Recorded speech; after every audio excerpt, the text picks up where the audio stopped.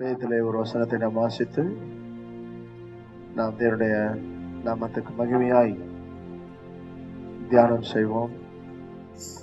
எல்லாருக்கும் தெரிஞ்ச சங்கீத புஸ்தகம் 43வது சங்கீதம் 5வது வசனம். என் ஆத்துமாவே ஆத்துமாவே நீர் ஏன் கலங்குகிறாய்? நீ ஏன் கலங்குகிறாய்? ஏன் எனக்குள் தியங்குகிறாய்? ஏன் எனக்குள் தியங்குகிறாய்? தேவனை நோக்கி காத்திரு. தேவனை நோக்கி காத்திரு. என் முகத்திற்கு என் ரட்சிப்பும் முகத்திற்கு ரட்சிப்பும் என் தேவனுமாய் என் இருக்கிறவரை தேவனுமாய் இருக்கிறவரை நான் நான் இன்னும் இன்னும் துதிப்பேன். ஆமென். ஹல்லேலூயா, ஹல்லேலூயா. இந்த சங்கீதக்காரனாகிய தாவீது இந்த 43வது சங்கீதம் 5வது வசனத்திலே சொல்கிறார், என் ஆத்துமாவே ஏன் கலங்குகிறாய்? என் அன்புக்குரிய சகோதர சகோதரிகளே, இன்றைக்கு அநேகருடைய ஆத்துமா கலங்கி இருக்கிறது. படித்தவனும் கலங்கி இருக்கிறான், படியாதவனும் கலங்கி கொண்டிருக்கிறான். பணக்காரனும் கலங்கி கொண்டிருக்கிறான், ஏழையும் கலங்கி கொண்டிருக்கிறான். ஆரோக்கியமாய் இருக்கிறவனும் கலங்கி கொண்டிருக்கிறான், வியாதியோடு இருக்கிறவனும் கலங்கி கொண்டிருக்கிறான். இன்றைய நாட்களிலே அநேகருடைய ஆத்மா கலங்கி இருக்கிறது. ஒவ்வொரு நாளும் ஒவ்வொரு விதமான பிரச்சனைகள் வந்து கொண்டிருக்கிறது. இந்த பிரச்சனைகளை எப்படி மேற்கொள்ளுவது என்றதான ஒரு கலக்கம். வாழ்க்கையில் வருகிற பிரச்சனைகள், தொழிலில் காணப்படுகிற பிரச்சனைகள், வியாபாரத்தில் காணப்படுகிற பிரச்சனைகள், அலுவலகங்களிலே காணப்படுகிற பிரச்சனைகள், அரசியல் பிரச்சனைகள், ஆன்மீக பிரச்சனைகள், உடல் ரீதியாக பிரச்சனைகள், மன ரீதியான பிரச்சனைகள், இப்படி பிரச்சனைகள் தொடர்ந்து வருகிறபடினாலே மனிதனுடைய மனம் கலங்குகிறது, மனிதனுடைய ஆத்மா கலங்குகிறது. இந்த கலங்குகிற மனிதனை பார்த்துதான் இந்த வார்த்தை சொல்கிறது, என் ஆத்துமாவே ஏன் கலங்குகிறாய்? இந்த சங்கீதக்காரன்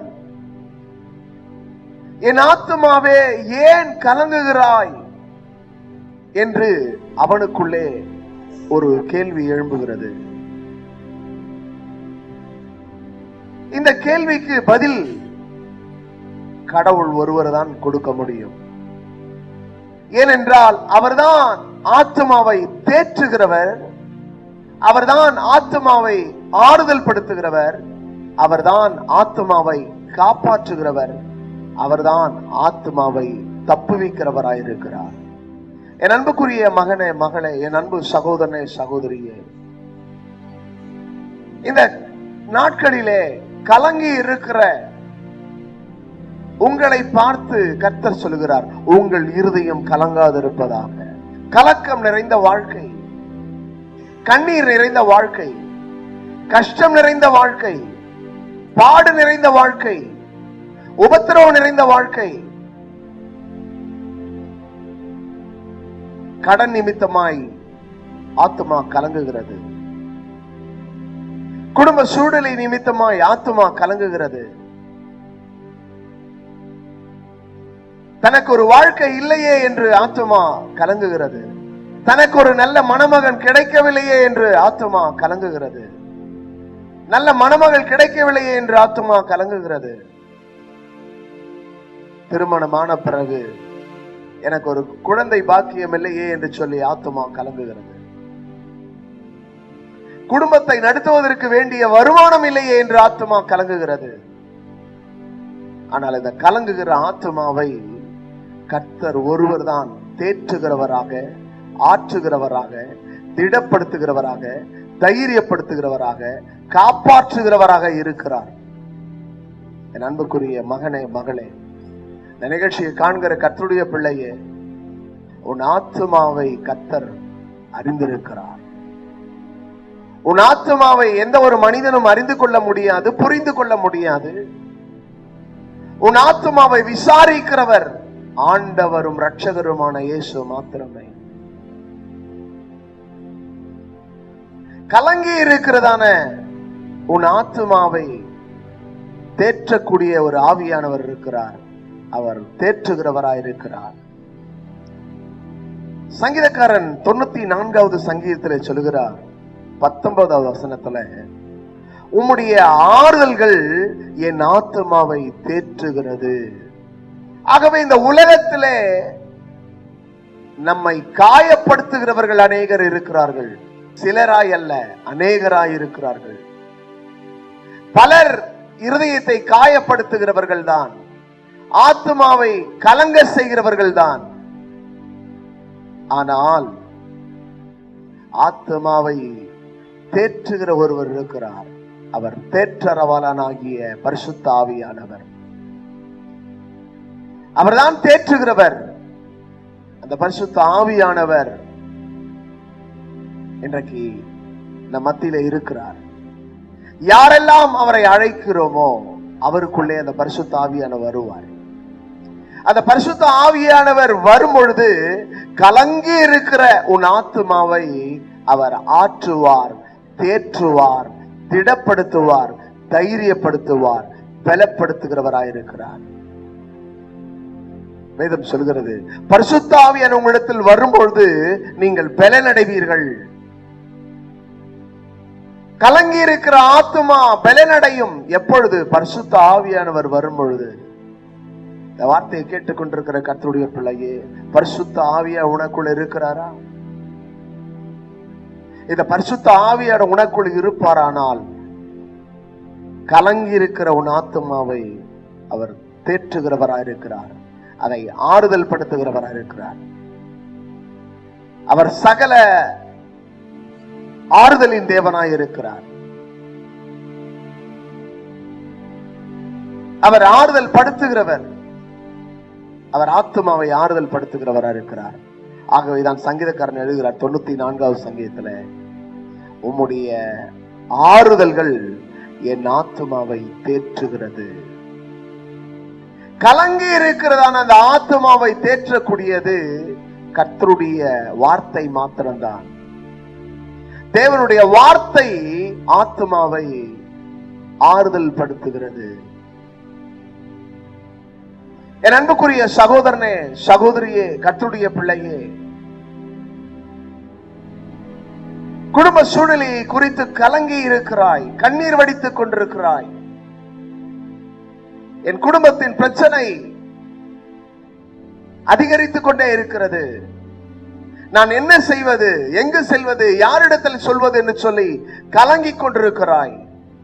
கலங்கிக் கொண்டிருக்கிற உன்னை பார்த்துதான் கர்த்தர் சொல்லுகிறார், ஆத்துமாவே ஏன் கலங்குகிறாய்? ஏன் கலங்குகிறாய்? நான் உன்னை உண்டாக்கினவர், உன்னை உருவாக்கினவர், உன்னை சிருஷ்டித்தவர், உன்னை படைத்தவர் நானே கர்த்தர்.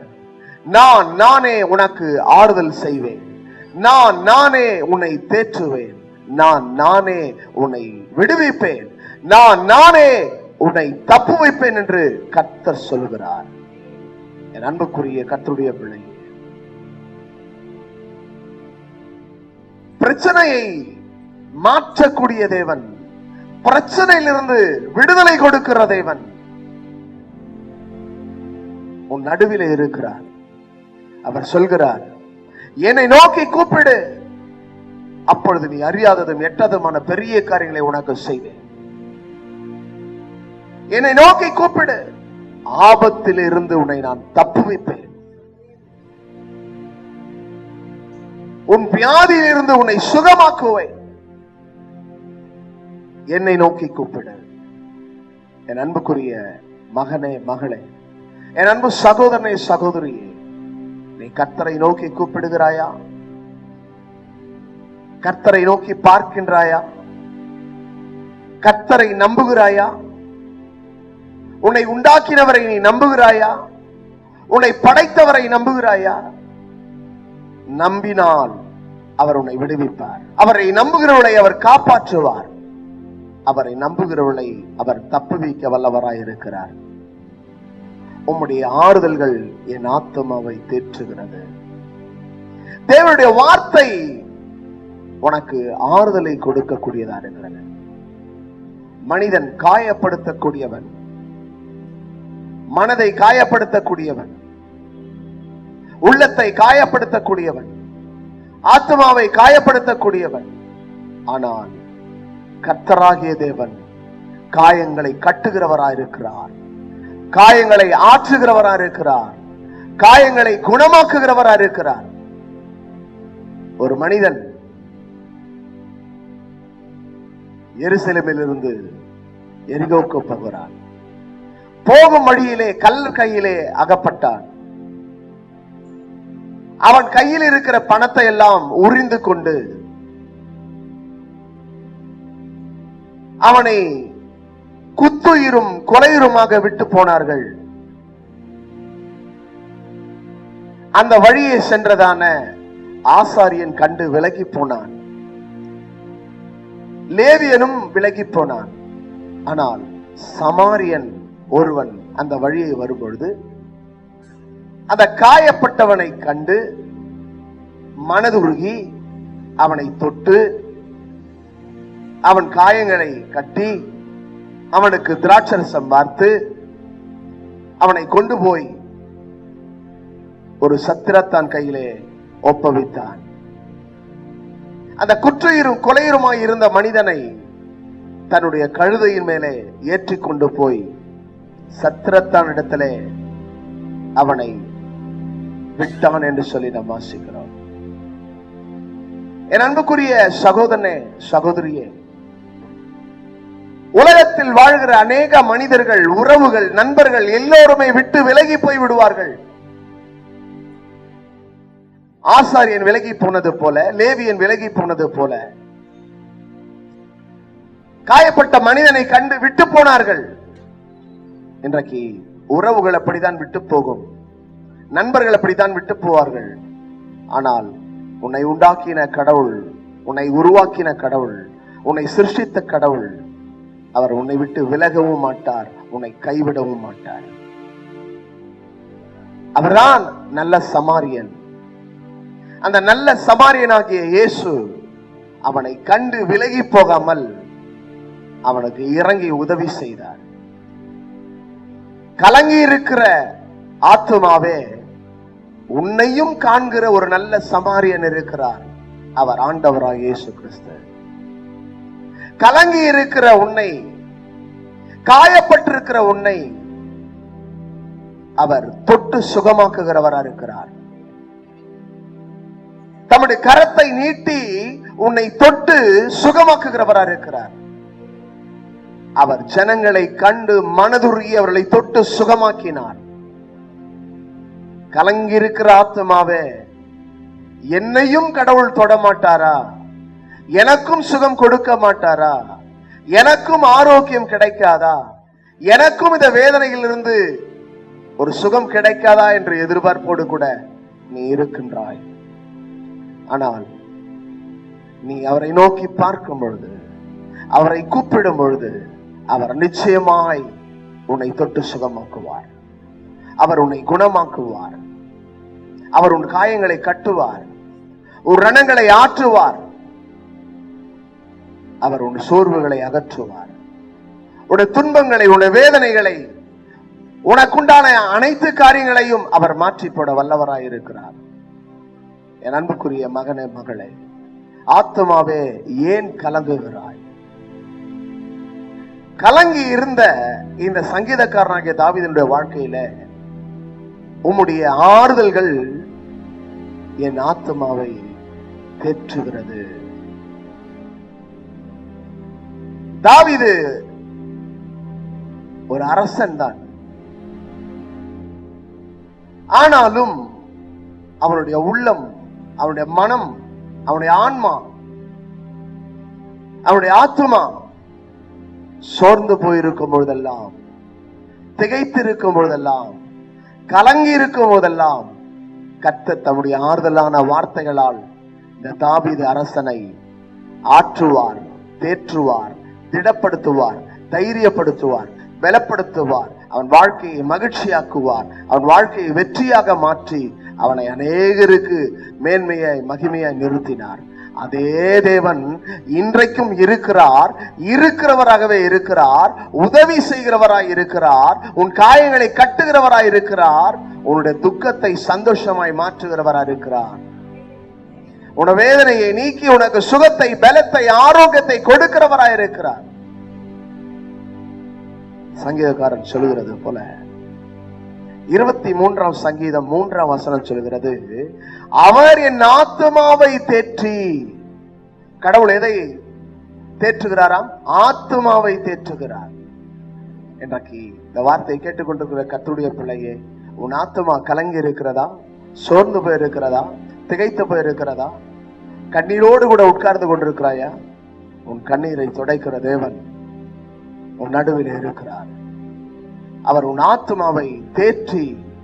இந்த 23ஆம் சங்கீதத்திலே சொல்றார் சங்கீதக்காரன், என் ஆத்துமாவை தேற்றி தமது நாமத்து நிமித்தம் என்னை நீதியின் பாதையில் நடத்துகின்றார். ஆத்துமாவை தேற்றுகிற ஒரு தேவன் இருக்கிறார் என்பதை சங்கீதக்காரனாகிய தாவீது அறிந்து கொண்டார். இந்த வார்த்தை கேட்டுக்கொண்டிருக்கிற கர்த்தருடைய பிள்ளையே, உன்னையும் தேற்றுகிற ஒரு தேவன் இருக்கிறார் என்பதை நீ அறிந்திருக்கிறாயா? நீ அவரை அறிந்து கொண்டால், நீ அவரை புரிந்து கொண்டால், அவர் உன் ஆத்துமாவை தேற்றுவார். காயப்பட்ட உன் ஆத்துமாவை, கலங்கி இருக்கிற உன் ஆத்துமாவை, சோர்ந்து போயிருக்கிற உன் ஆத்துமாவை அவர் தேற்றுகிறவராய் இருக்கிறார். அந்த தேற்றுகிற ஒரு தேவன் நம் நடுவில் இருக்கிறார். அந்த தேவனுக்கு பெயர் தேற்றரவாளன். அந்த தேவன் ஆவியா இருக்கிறார். அந்த ஆவியான தேவனுக்கு பெயர் தேற்றரவாளன். தேற்றுவார். என் அன்புக்குரிய மகனே, மகள், இந்த வார்த்தை கேட்டுக்கொண்டிருக்கிற கர்த்தருடைய பிள்ளையே, உன்னை தேற்றக்கூடிய ஒரு கடவுள், ஒரு இறைவன், ஒரு தேவன் உன் நடுவில் இருக்கிறார். கலங்கி இருக்கிறாயே, உன் ஆத்துமா கலங்கி இருக்கிறதே, குடும்ப சூழ்நிலையை குறித்து, உடல்ல இருக்கிற வியாதியை குறித்து, வாழ்க்கையில காணப்படுற கஷ்டங்களை நினைத்து, வேலை வாய்ப்பு இல்லையே, வருமானம் இல்லையே, கடன் பிரச்சனையிலிருந்து விடுதலை இல்லையே, இன்றைக்கு என் கடன்கள் தீரும் என்று சொல்லி கலங்கி கொண்டிருக்கிற கர்த்தருடைய பிள்ளையே, உன் கடன்களை கர்த்தர் மாற்ற வல்லவராயிருக்கிறார். உன் வறுமையை கர்த்தர் மாற்ற வல்லவராயிருக்கிறார். உன் தரித்திரத்தை கர்த்தர் மாற்ற வல்லவராயிருக்கிறார். உன் தேவைகளை சந்திக்க கர்த்தர் வல்லவராயிருக்கிறார். அந்த வல்லமை உள்ள தேவன் உன்னை தேற்றுகிறவராக இருக்கிறார். ஆகவேதான் சங்கீதக்காரனுக்கு ஒரு நம்பிக்கை இருக்கிறது, விசுவாசம் இருக்கிறது. அவர் என் ஆத்துமாவை தேற்றி. எந்த சகோதரனோ, சகோதரியோ, உறவோ, நண்பர்களோ நம்முடைய ஆத்மாவை தேற்ற முடியாது. ஆனால் நம்முடைய ஆத்மாவை தேற்றுகிறவர் இறைவன் மாத்திரம்தான், கடவுள் மாத்திரம்தான், ஆவியானவர் மாத்திரம்தான் நம்முடைய ஆத்மாவை தேற்றுகிறவராயிருக்கிறார் என்பதை நாம் மறந்து போகக்கூடாது. அவர்தான் தேற்றுகிறவர். மற்ற உலகத்தில் இருக்கிற அத்தனை பேரும் காயப்படுத்துகிறவர்கள் தான், நமக்கு கண்ணீரை உண்டாக்குகிறவர்கள் தான், வேதனையை உண்டாக்குகிறவர்கள் தான். ஆனால் வேதனையை அகற்றுகிற ஒருவர் இருக்கிறார். அவர் ஆண்டவராகிய இயேசுவாய் இருக்கிறார் என்பதை நாம் மறந்து போக வேண்டாம். வேதனையை அகற்றுகிற ஒரு இறைவன். 25ஆம் சங்கீதம் 20ஆம் வசனம் சொல்கிறது, என் ஆத்துமாவை காப்பாற்றி. தேவன் யார்? ஆத்மாவை காப்பாற்றுகிறவர். வேதம் சொல்கிறது, திருடன் திருடவும் கொல்லவும் அழிக்கவே வருகிறான், வேறொன்றுக்கும் வருவதில்லை. பிசாசு எதுக்கு வருகிறான்? கொல்லவும் அழிக்கவும் வருகிறான். உன் சமாதானத்தை திருட வருகிறான், உன் சந்தோஷத்தை திருட வருகிறான், உனக்குண்டானதை அபகரித்துக் கொள்ள வருகிறார். ஆனால் வேதம் என்ன சொல்லுகிறது? அவர் காப்பாற்றுகிறார். எதை காப்பாற்றுகிறார்? ஆத்மாவை காப்பாற்றுகிறார். என் அன்புக்குரிய கர்த்தருடைய பிள்ளையே, உன் ஆத்மாவை காப்பாற்றக்கூடிய ஒருவர் இருக்கிறார். பாதாளத்திற்கு உன்னை விலக்கி மீட்கிறவர் அவர். பிசாசின் பிடியிலிருந்து உன்னை காப்பாற்றுகிறவராக இருக்கிறார். வியாதியின் வேதனையிலிருந்து உன்னை காப்பாற்றுகிறவராக இருக்கிறார். உன்னை காப்பாற்றுகிற ஒரு தேவன் இருக்கிறார். ஆகவே அந்த தேவன் காப்பாற்றுகிறார் என்று சொல்லி சங்கீதக்காரன் எழுதுகிறார். 25ஆம் சங்கீதம் 20ஆம் வசனத்துல என் ஆத்துமாவை காப்பாற்றி. அடுத்தது சங்கீதம் 49:15ஆம் வசனம் சொல்கிறது, வாசிங்க. ஆனாலும் என் தேவன் என் ஆத்துமாவை பாதாளத்தின் வல்லமைக்கு ஆனாலும் என் தேவன் என் ஆத்துமாவை பாதாளத்தின் வல்லமைக்கு தப்புவித்து மீட்பார். நம்முடைய தேவன் ஆத்துமாவை தப்புவிக்கிறவராய் இருக்கிறார். அல்லேலூயா. பாதாளத்தின் வல்லமைக்கு,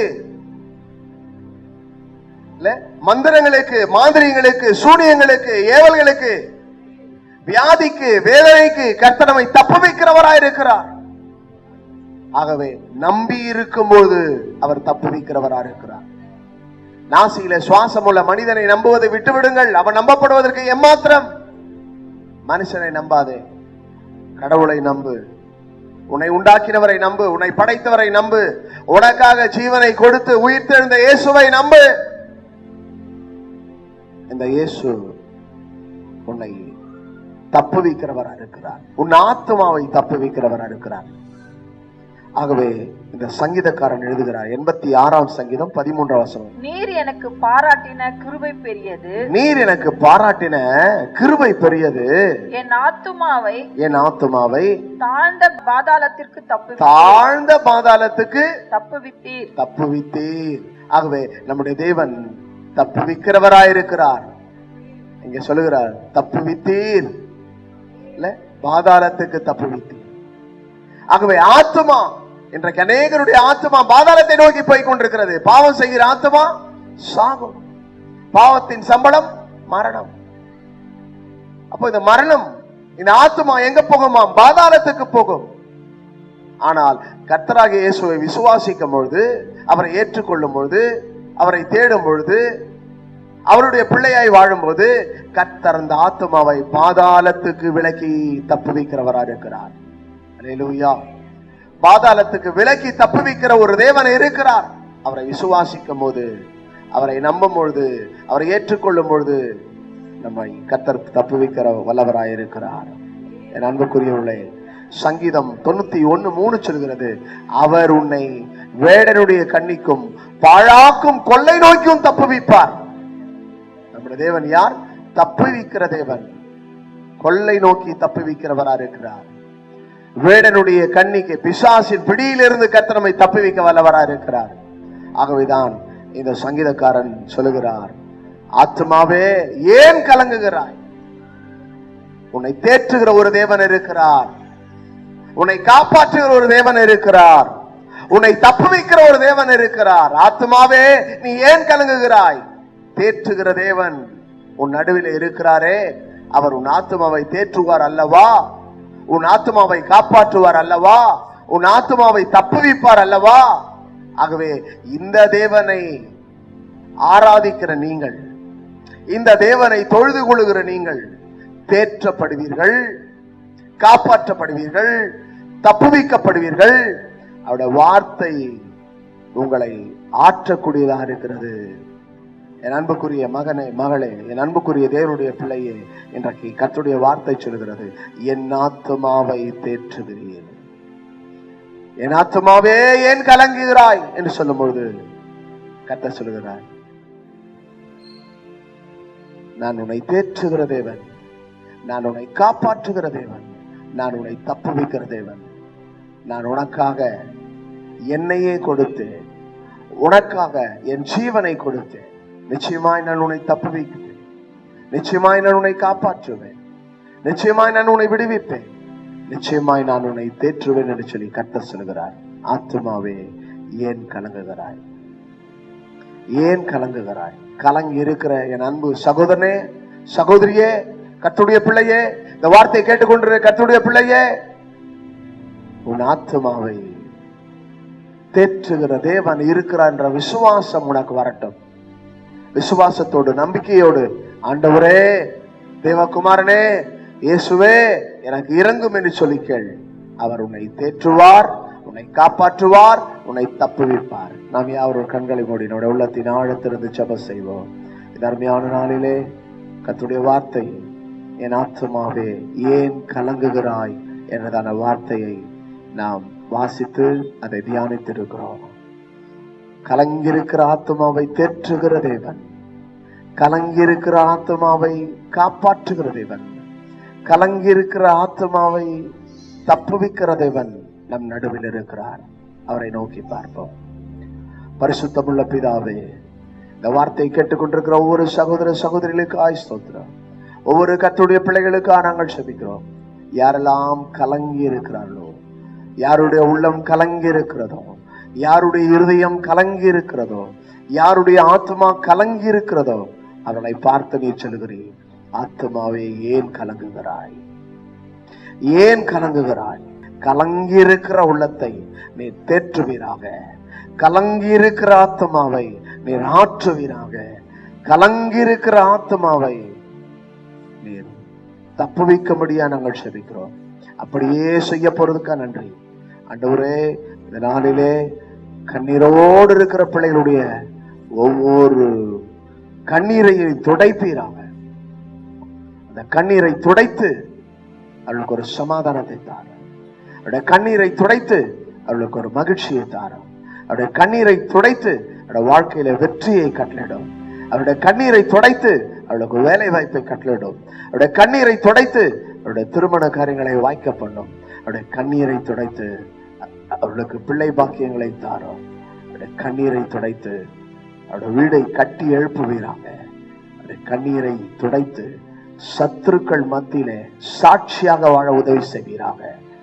இந்த நாளிலே இந்த வார்த்தையின்படி ஒவ்வொரு குடும்பத்தையும் கர்த்தர் பேர் பேராக தொட்டு ஆசீர்வதிக்கும்படி செபிக்கிறேன். ஒவ்வொருவரையும் ஆசீர்வதிப்பீராக, ஒவ்வொரு குடும்பங்களையும் ஆசீர்வதிப்பீராக. நிகழ்ச்சியை காண்கிற ஒவ்வொருடைய வாழ்க்கையில இன்றைக்கு ஒரு மாற்றங்களை உண்டாக்கி தரும்படி செபிக்கிறோம். அருள்நாதர் தாமே ஒவ்வொருவரையும் பேர் பேராக தொட்டு ஆசீர்வதித்து நடத்தும் பெரிய காரியம் செய்யும். இயேசுவின் நாமத்தில் பிதாவே, ஆமென்.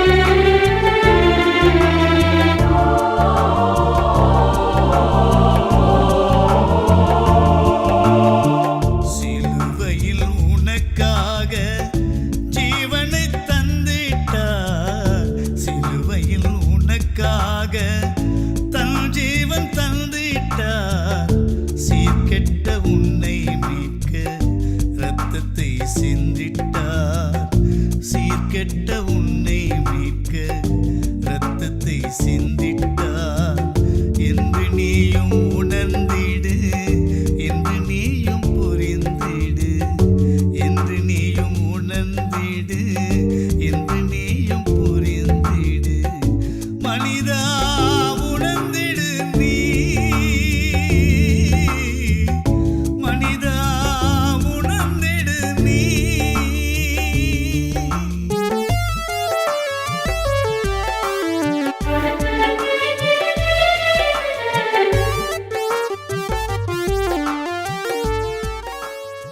எங்களுடைய வங்கி கணக்கு எண் HDFC 50010046622467. IFSC கோட் HDFC 004166 என்ற எண்ணிற்கு அனுப்புங்கள். கர்த்தர்தாமே உங்கள் ஒவ்வொருவரையும் நிறைவாய் ஆசீர்வதிப்பாராக என்று உங்களை அன்புடன் அழைக்கும் போதகர் ஜஸ்டின் பிரபாகரன்.